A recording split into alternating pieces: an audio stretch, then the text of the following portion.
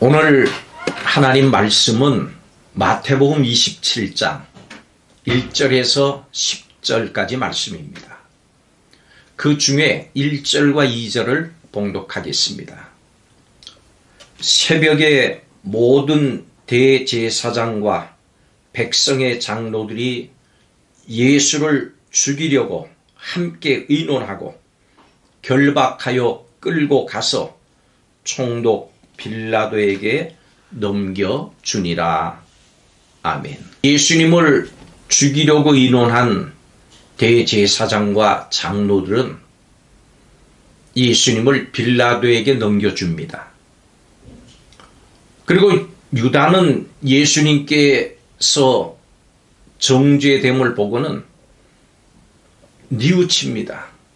그리고 받았던 예수님의 몸값 은 30을 성전에 던져놓고 죽습니다. 대제사장들은 핏값을 성전에 두는 것이 옳지 않다. 그래가지고는 그 돈으로 밭을 사서 나그네의 묘지를 삼았습니다. 이 일은 선지자의 예언대로 된 것입니다. 노자의 도덕경에 보면은 이런 말이 있습니다. 뛰어난 사람은 도를 들으면 힘써 행하고 보통 사람은 이런가 저런가 망설이고 못난 사람은 크게 비웃는다. 그래서 웃음거리가 되지 않는 것은 도라고 할 수 없다라고 하는 말이 나옵니다. 오늘 본문에서는 더 나아가 진리의 도를 미워해서 죽이려고 하는 자들이 등장합니다. 모든 대제사장과 백성의 장로들이 예수님을 죽이기 위해서 단합해서 함께 의논했습니다. 이들은 자기들끼리 단합을 해가지고 예수님을 죽이기로 합의를 했고 예수님을 결박해가지고 로마 총독 빌라도에게 끌고 갔습니다. 평소에는 서로 이 사람들이 다투던 사람들입니다. 그런데 예수님을 죽이는 일에는 한 마음이 되어 있습니다. 그들은 만장일치로 예수님을 죽이려고 했습니다. 아무도 한 사람도 예수님은 무죄다 이렇게 말하지 않았습니다. 어떻게 그럴 수 있을까요? 그들에게 있어서 진리나 하나님의 나라보다는 그들이 가지고 있던 지위, 부, 그리고 권력 이것이 더 중요했기 때문입니다. 이것을 지키기 위해서 수단과 방법을 가리지 않습니다. 누구라도 방해가 된다면 죽여 없앴습니다.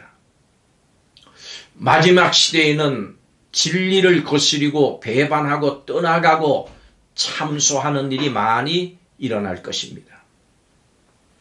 신앙대로 진리대로 살기가 어려워질 겁니다. 많은 사람들이 거짓을 용인하고 타협하고 위협할 때도 손해와 피해가 올 때도 하나님의 자녀는 진리를 지키고 빛과 소금의 사명을 잘 감당해야 합니다. 진리에 따라 예수님 따라 순종하며 살겠다고 결심하시기를 바랍니다. 대제사장과 장로들은 예수님을 죽이기 위해서 새벽 시간에 재판을 열었습니다. 이 재판을 새벽에 여는 것은 불법이었습니다. 이렇게 새벽에 불법적으로 재판을 여는 모습을 보니까 예수님을 빨리 죽이려고 안달이 난 종교 지도자들의 모습을 발견할 수 있습니다. 그럼 재판이 뭡니까? 진실을 찾아내는 것 재판 아닙니까? 그렇지만 그들에게 이 진실이라고 하는 것은 안중에 없었습니다. 그들에게 이 재판은 예수님을 처형하고 죽이는 도구고 그저 하나의 절차일 뿐이었습니다. 그들에게는 진실이 중요하지 않았습니다. 예수님을 죽이는 그 일이 중요했습니다. 예수님은 나로 말미암아 너희를 욕하고 박해하고 거짓으로 너희를 거슬러 모든 악한 말을 할 때에는 너희에게 복이 있다라고 말씀하셨습니다. 우리가 물과 성령으로 거듭나는 진리의 복음을 전하고 진실을 말할 때 세상의 공중 권세 잡은 자들은 우리를 위협하고 핍박할 것입니다. 사탄은 여전히 사람이 물과 성령으로 거듭나서 구원받는 것을 싫어합니다. 예수님의 이름이 전파되는 것 싫어합니다. 그래서 방해합니다. 그러나 예수 그리스도의 제자들은 성령을 힘입어서 담대히 예수님의 주 되심과 예수님의 이름과 예수님께서 주신 물과 성령으로 거듭나는 이 구원의 복음을 더 담대하게 증거해야 되겠습니다.